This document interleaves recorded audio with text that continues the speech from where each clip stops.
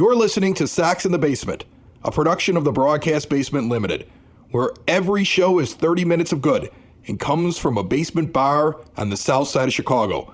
Pull up a stool, pour a cold one, and join us right now for Sox in the Basement.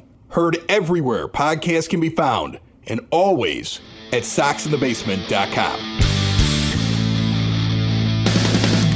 Bellying up to the 9-foot homemade oak bar, pour yourself a cold one. My name is Chris, his name is Ed. This show brought to you like every episode of Sox in the Basement, 30 minutes of Sox, for fans, by family waterproofing solutions. They are available 24/7. They have so much going on, and you've got a few more days here in the month of November to get 10% off. Customer appreciation. Family Waterproofing Solutions voted Best of the Southland by the Daily Southtown, and they're giving you 10% off this month as appreciation. You also get money off if you mention Sox in the Basement. They do window wells and bowing walls, and if you got seepage or water in your basement, sump pump issues, inspections, and now they're doing gutter cleaning. They were just out at the house this week cleaning the gutters. They give a great price on that right now. I was told by Ken that his wife Maria called him, Ed, right after we started mentioning that on Sox in the Basement. They were inundated with calls from Sox in the Basement listeners for gutter cleaning alone. Oh, wow. Well, did Chris mention gutter cleaning? He's like, yes, I asked him to mention it. She's like, we're getting an insane amount of calls for gutter cleaning, and they're not behind. They actually moved me up from my original date the other day because they're going through them quicker than they think that they're going to take. So they're getting out there to clean the gutters. It's really quick. There's no mess afterwards. It's a good price. Why mess with it? They worked around my Christmas lights that were already hanging up there. So get out there, get Family Waterproofing Solutions to take one of these really annoying tasks, which is cleaning your gutters, right off of your hands. 708-330-4466, or go to familydry.com. All right, Kendall Graveman, newest member of the Chicago White Sox. I actually really like the move.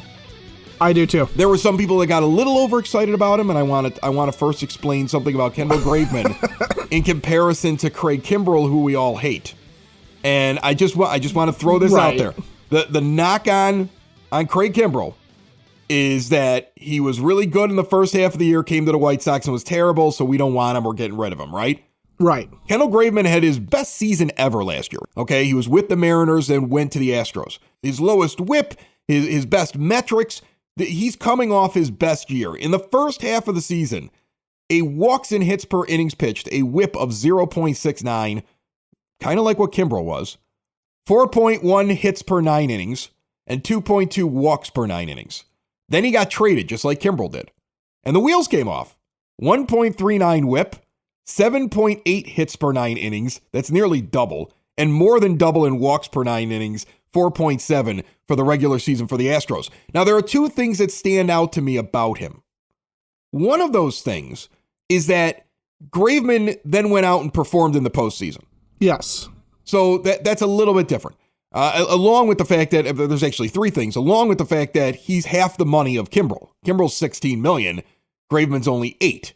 So I'm willing to roll the dice a little bit more on Graveman going out there and pitching well for the White Sox next year than Kimbrell, because it's half the money, for crying out loud. And you do have to replace, right now, think about it, if you're going to trade Craig Kimbrell, you have to replace him, you have to replace Kopech out of the bullpen, who's now moving into the rotation, and you have to replace Tepera, who's a free agent, and you don't know if they're bringing him back. They still should bring him back. They need more in that bullpen. Three things leaving, one coming back, does not make your bullpen better. Kind of like how the starting rotation is not better right now with Carlos Rodon gone and Michael Kopech in there. You are actually a downgrade across the board pitching-wise as you stand right now, so there's more work to do. But the other thing that I found interesting about Kendall Graveman is I think he throws 5 pitches, and the one he throws the least, at least over the last year or so, when he's gotten good, when he finally figured it out, he changed how often he threw his fastball. He barely throws it. He throws all kinds of junk up there. And what was the thing that we talked about with this pitching staff? They're all the same. Yeah, everybody's fastball, slider. So he's a definite change of pace coming out of the bullpen that will throw off batters, and that's not only going to matter in the regular season, but it's really going to matter in the postseason, so that's why I love the move. Well, the other thing to remember about Kendall Graveman, too, is that last year is really his first year as a full-time reliever. Prior to that, he was a starter. The Mariners were trying to make him a starter. He had mixed results. He had injuries. He had problems. But, you look at a split as to whether or not he's more effective when he was a starter or as a reliever. If you're looking at his career numbers, as a starter, 80 games, and his stats are really kind of bleh. They're not very good. 1.387 whip. I mean, it's not terrible. It's not great. 5.8 strikeouts per 9. Gives up homers, gives up walks. Just generally speaking, not as effective as he needs to be in the 450 innings he's put in. But last year as a reliever, now his ERA drops from a career 4.46 to a 2.17, which is good. But his whip goes down under 1, 0.962. And it's partially because, as a reliever, pitchers can leverage their pitches better in those shorter stints than when they're trying to establish something. And for a guy like Graveman to come out and be able to sit there and say, I've got 5 pitches to throw, not 5 pitches to throw, but I got 5 pitches I can choose from to hopefully throw, more than 5 pitches. But for him to be able to come out there and say, okay, I'm going to attack this guy a certain way, and it doesn't have to be, I'm going to come out and I'm going to throw the heat and I'm going to try and blow this guy away with 98 at the upper end of the zone, or I'm going to throw a slider low and away, or I'm going to try and establish a backdoor slider, coming in off the inside corner, something like that. Those types of things, it's a huge, huge difference. And so for the Sox, what they're getting is they're getting a guy who is learning on the job last year. And yeah, he did do a little bit better when he was a closer. In save situations, he was just a touch better than in non-save situations. But he also pitched for 2 competitive teams. The Mariners were competing all year, and then we know what the Astros did. And he showed up. You're right. He showed up in the playoffs. And a lot of what you said makes sense, even though I screwed something up there at the beginning when I was introducing him. What he did is he got rid of his cutter. His cut fastball is what he got rid of. His four-seamer was not what he actually increased it slightly. But overall, when you look at the cutter and the four-seamer and you put them together, he still throws a slider more often. He throws a sinker 60% of the time. He's a sinker ball pitcher. And what he did is he got rid of his changeup. Basically, his entire career, throwing a changeup almost 1 out of every 5 times. He throws it 5% of the time in 2021. So what he does is he keeps the sinker going, and he adds a slider into his repertoire, which is 17% of the time he's throwing. And he still has a curveball that he's throwing about 5-6%. And then he throws the four-seamer more than he throws a cutter. He basically gets rid of the cutter completely. That must have been a pitch that was killing him. And what he does is, like I said, he's got 6 different pitches that he throws. Four-seam, sinker, cutter, curve, slider, change. And what he's done is he said, forget the change and forget the cutter, they're killing me. Add in the slider and throw that better and rely on the sinker more than anything.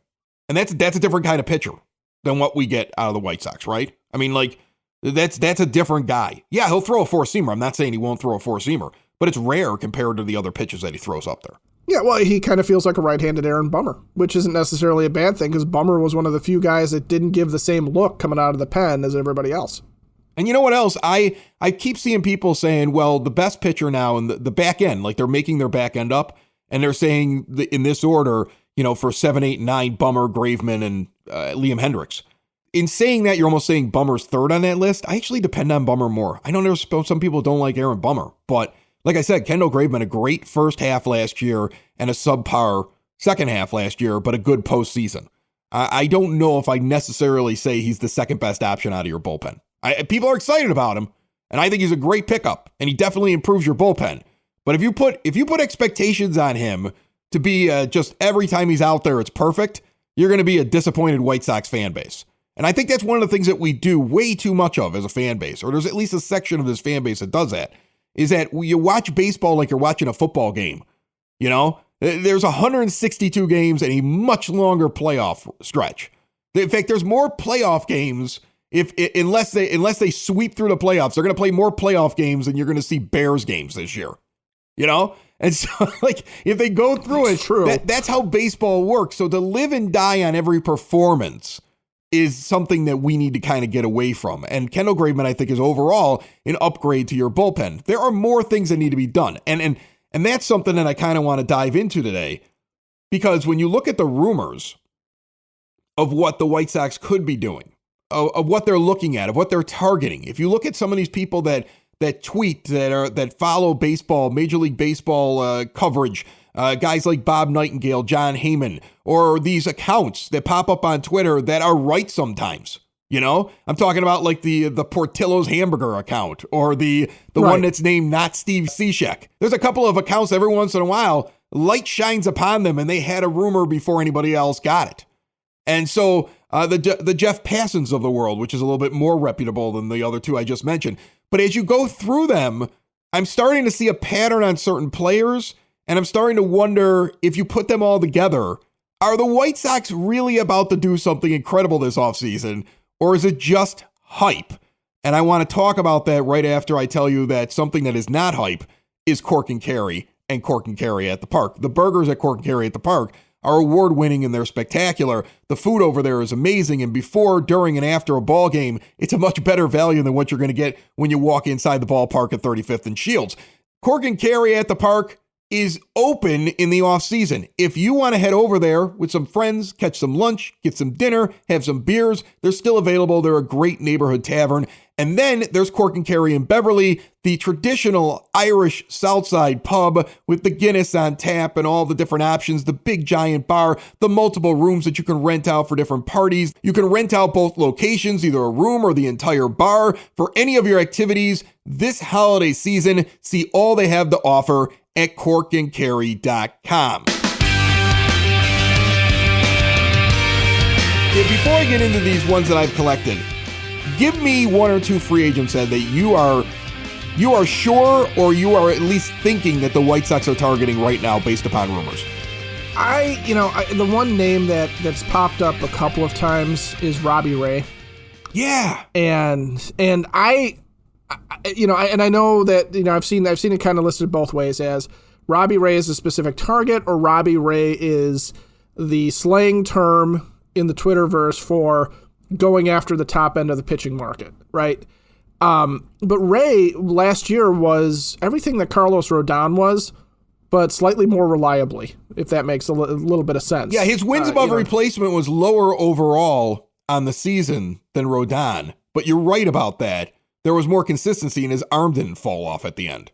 Well, and he has a history of not having his arm fall off at the end, which is also important. Ray's biggest thing was that he felt like when he was with the Diamondbacks that they started to try and monkey with his mechanics because they didn't like where his arm slot was, so they wanted him to come more over the top. And finally, for Toronto, past couple of years, he just said, you know what? Forget it. I'm going back to what I'm comfortable doing. And the results, he turned around and had just a huge year. It's a Cy Young year, right? So, right. I mean, and think about this now. He was brutal leading into that. Okay. In 2020, he spent, here's the funny thing about Robbie Ray. In a 60-game schedule, he somehow was on two different teams in 2020. Right.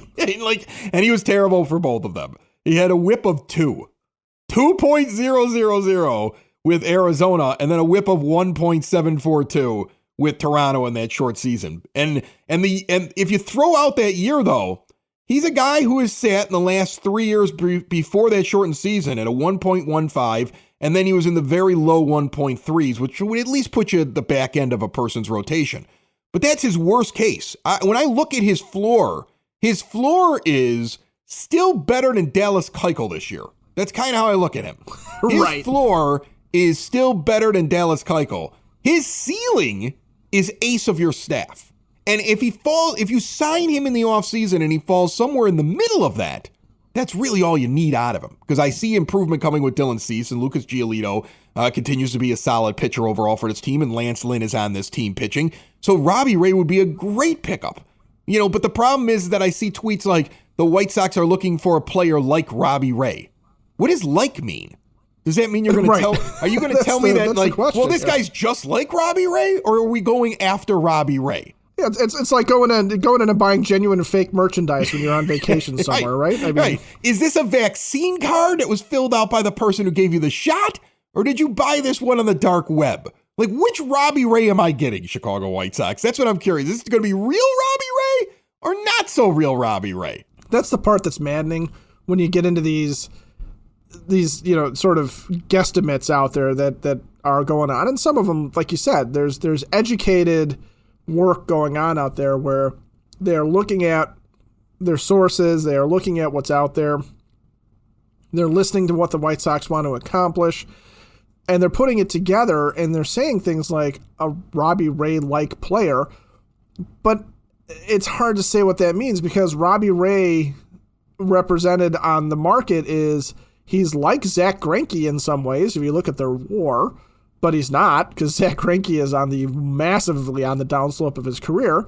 From a WAR standpoint, Marcus Stroman is like Robbie Ray, but Marcus Stroman and Robbie Ray are not the same guy. And Marcus Stroman's not going to come and play here. Marcus Stroman has already been vocal about the fact that this is a team that he wouldn't go to. He's made those inferences on Twitter, and he kind of seems like a jerk. Like, I don't know. I mean, if you're not on Twitter, you don't know this, but if you follow Marcus Stroman on Twitter, or if you see him trend from time to time, he really kind of seems like a jerk. Like he's going to cause trouble throughout the year. And I'm really not interested in him when I feel like there's other guys that are like Marcus Stroman. I'm not interested in him either. But if you're talking about who in the free agent market is like Robbie Ray, if that's what your question is, really then you get down to Kevin Gausman, who is, arguably as good, if not better than Ray last year. And I think he'll be signed in the next couple of days by somebody else, if not already signed. I've already heard so many teams interested in him, and I don't think the White Sox are jumping in that. No, and then, the other name that's sitting out there is, the other names are Scherzer and Clayton Kershaw. Yeah, what if it's Alex Cobb? Because that's the possibility.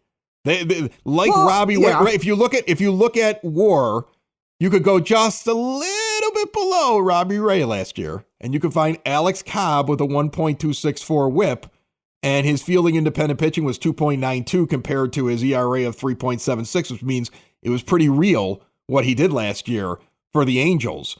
But you go back over previous seasons and it's like, ugh. Like his floor is lower than what I described Robbie Ray's as. His ceiling is not as high, but I could see the organization trying to tell me, yeah, just like Robbie Ray. He's just kind of like him. He's Robbie Ray like. He's like Robbie Ray. Right. He's just like Robbie Ray. I know you wanted a Corvette, but a Chevette is just as good. It's got vet in it, Like, that's kind of how it feels. Like when I hear the just like a person like Robbie Ray, and I look at the list, I go, oh no, Alex Cobb. Right, and Alex Cobb is definitely not where you want to go in that scenario.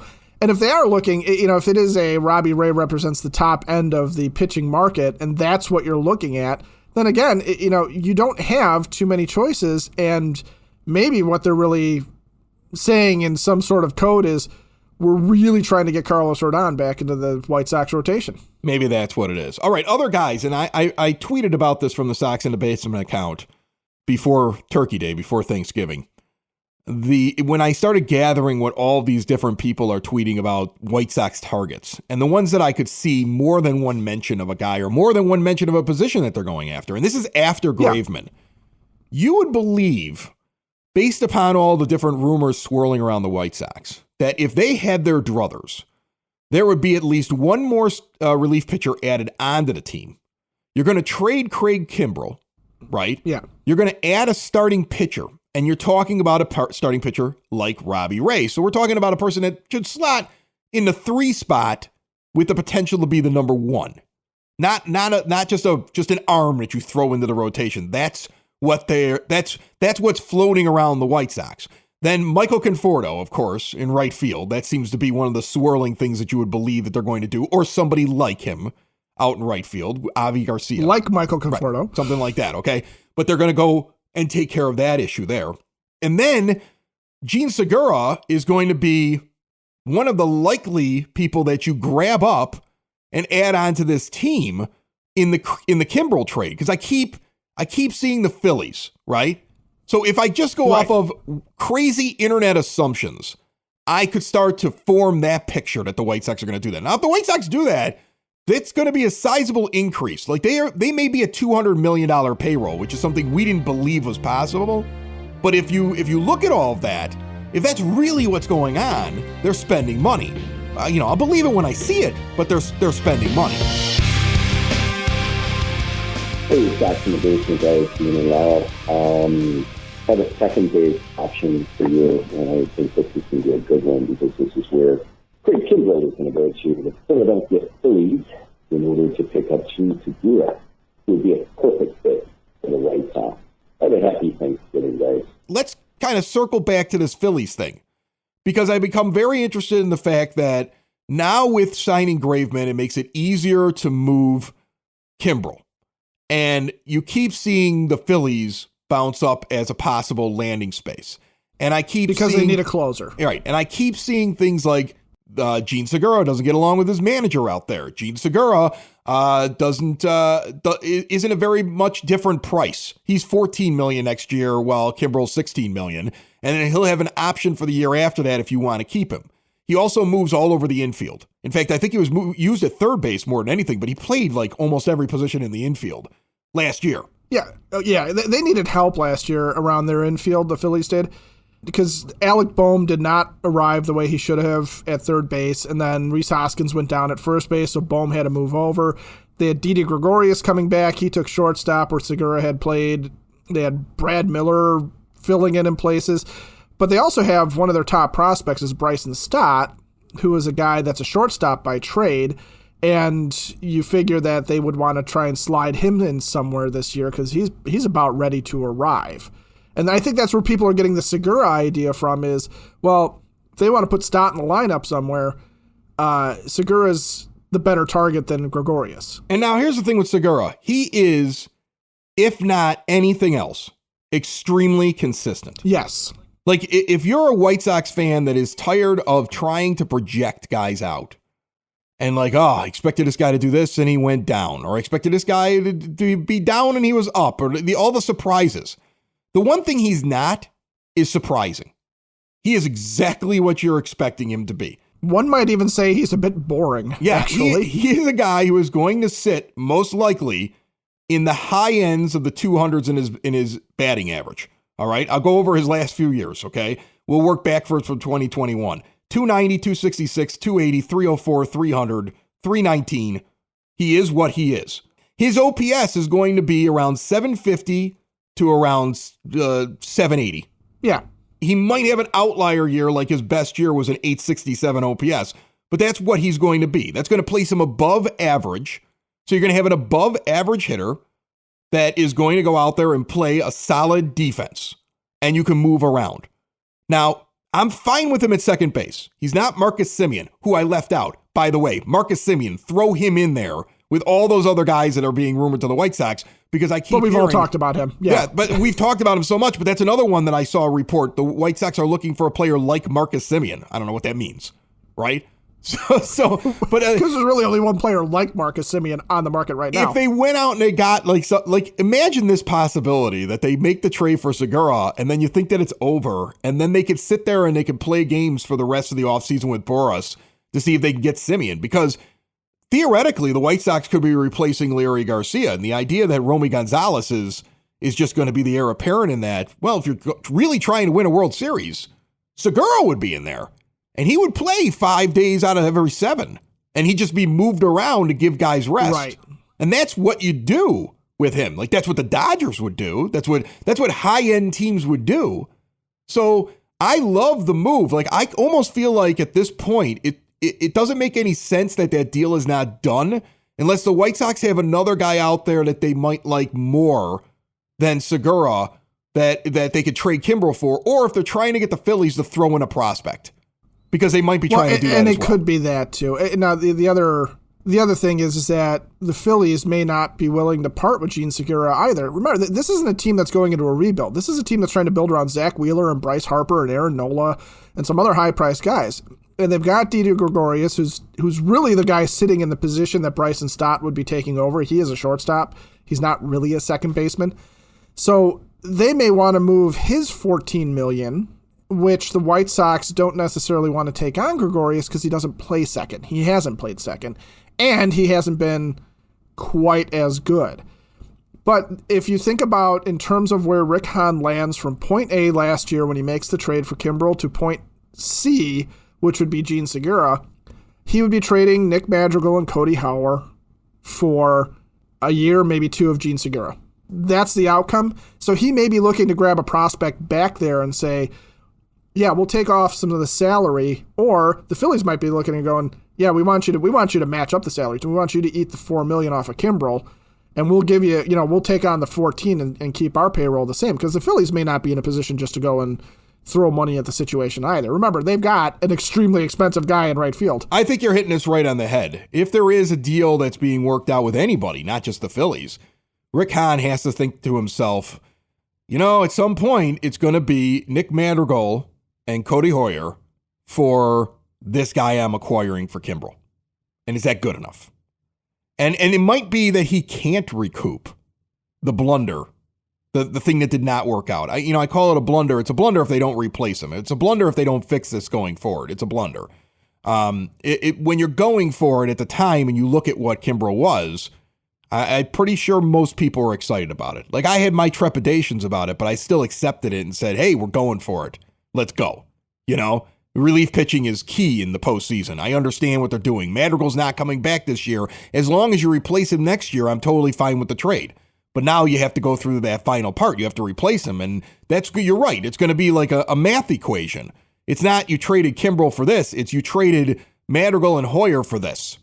And that's what the final equation is.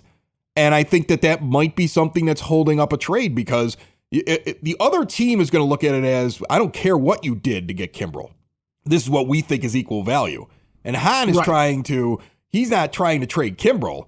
He's trying to get what he expected for the value of Madrigal and Hoyer. And that might be the only holdup here. Now, all of that said, I'd be shocked if the White Sox don't make another move before the deadline, because I honestly believe, looking at what's going on over the last couple of days, there are teams that are like, I don't want to be in the crush after the lockout. I don't want to be just throwing money at problems if the lockout lasts for a month or a month and a half. So they're trying to wrap up their trades. They're trying to wrap up any loose ends they can here in the next couple of days, because it's basically a deadline where you don't know when things restart again. You might have an idea of it. You might be like me and be bullish on the idea that I don't think it's going to last as long as some people think it's going to last. But since you don't know, you might see some triggers get pulled. And then later, if you didn't like the deal, the explanation is going to be, hey, man, we were heading to a lockout. I did the best I could. Fans need to understand that. But I wouldn't be surprised if you don't see moves coming up here in the next couple of days. Oh, and I would think that is definitely going to be the case, that going this weekend before that lockout is set to start to happen, or just even in the 24 to 48 hours before the CBA expires, that you are going to see teams really make a move. And I'm seeing stuff where, they're saying things like Javier Baez, for example, is likely to sign this weekend. And the players, some of these players are motivated to get it too, because what they may be looking at is, if there comes some revenue sharing out of this, where some of these teams, if they right now we got the luxury tax and things like that, but if some of these teams get a little bit more hard up to throw money at some of these top end free agents, some of these guys are going to be willing to take the deal now that's out there on the table, instead of sitting there and going, all right, well, now these teams that are looking at the top end are looking to expand their payroll, like, say, the White Sox, because that's what, like you said, everybody keeps talking about this, like they're going to have a really, really high, one of their highest ever payrolls, which would be great if it's spent wisely. But there may be some of these free agents that know the Sox are interested, that are looking at them going, right, but if the CBA negotiations don't go the way that Jerry Reinsdorf wants them to go, and David Sampson pointed out that Jerry's one of the most vocal guys in the room from the ownership side, if things don't go that way, Jerry may be reluctant to spend some of the money that he is willing to spend under the current CBA, or under the idea of things going the way he wants. Or they may be looking at it going, yeah, but you know what? Some of the other values are going to pop up, and some of these teams are going to have to spend money. And what that's going to do is that's going to create more of a trade market situation, and guys are going to be willing to take on more team-friendly contracts rather than go and sign free agents, because they're going to have to spend on a replacement for Leury Garcia, or some of the the bottom line money is going to start coming up a little bit higher on teams that are younger. So there's a lot of moving parts with the CBA. So I would expect though that the White Sox, if they're looking at the top of the market, back to the Robbie Ray-like and Marcus Semien-like players that don't really exist except for those two guys specifically by name, if they're looking at the top of the market, then this might be the time for them to jump at least one of those two positions. And now here's the thing. You mentioned Javi Baez may sign very soon, right? When I see a chip like him fall, what I say is that in my mind, Javi Baez was the lowest that I would take at second base. Right. That I would have accepted at second base out of the free agent class. All right. And you can very simply look at the second base and shortstop positions and who's available, and you can just draw a line there. And the only guys above him on the line, if I drew the line at Javi Baez, would be Corey Seager, Trevor Story, Carlos Correa, Marcus Semien. So, right. like, or you're making a trade for second base. Like, and that's where the White Sox are the moment that Javi Baez signs, because right below Javi Baez is Cesar Hernandez, who you decided you didn't want, and Larry Garcia. All of that makes it a disaster for Rick Hahn, the whole Nick Madrigal thing. So, like, the Javi Baez moving thing basically tells you the White Sox have to get one of those big four guys. And if they don't go out and get one of those big four guys or find a trade for somebody that you would place above Baez or Madrigal or like above Hernandez, pick whatever name out of this group that I'm saying, Garcia, Hernandez, Madrigal, Baez, whatever your line is, they have to be above that in a trade, or they've got to go for one of those big four that I just mentioned. And it's really going to kind of, right then and there, Rick Hahn knows that if he goes below that line, he failed. So he's got to be above it. And I would think that the agents know that too. And the teams that he's dealing with know that too. So it's going to make it very, very interesting, because in my mind, Baez was the line. That if Javi Baez was playing second base, I'd be like, didn't go the way I wanted it to, but I'll take Javi Baez. He's exciting. He plays defense. We would have enjoyed the heck out of his defense. His bat would have been fine. I mean, he's won a World Series. He's kind of a spark plug. You know, there'll probably be like a fight on the field at some point. We'll all be like on his side. And, you know, yeah. And if he has a really good year, Cubs fans will be really mad. He's like the AJ Przinsky of the team, and he's causing trouble all the time. I mean, like I could have taken that, right? I can't take anything below that line, because below that line is the guy you just let go of, Leury Garcia. like we're running into the names of guys that we don't accept as our second baseman next year, are we? Right. So, and above that line are the four guys that I mentioned: Story, Seager, Correa, and Semien. Those are the only four. And then after that, you're looking at trade like Segura. So, I mean, like he's like the line. So when he signs, if it's not with the White Sox, which doesn't seem like it's going to be, it really kind of gives you a very small pool that is acceptable to White Sox fans playing second base, in my mind. So it'll be interesting then what the team does as they move forward. Do they get beats by Dre at second base, or is it bleats by Trey? You know, because that's what we're looking at. Sox in the basement. Sox in the basement. Sox in the basement. Sox in the Basement. Heard everywhere podcasts can be found, and always on soxinthebasement.com.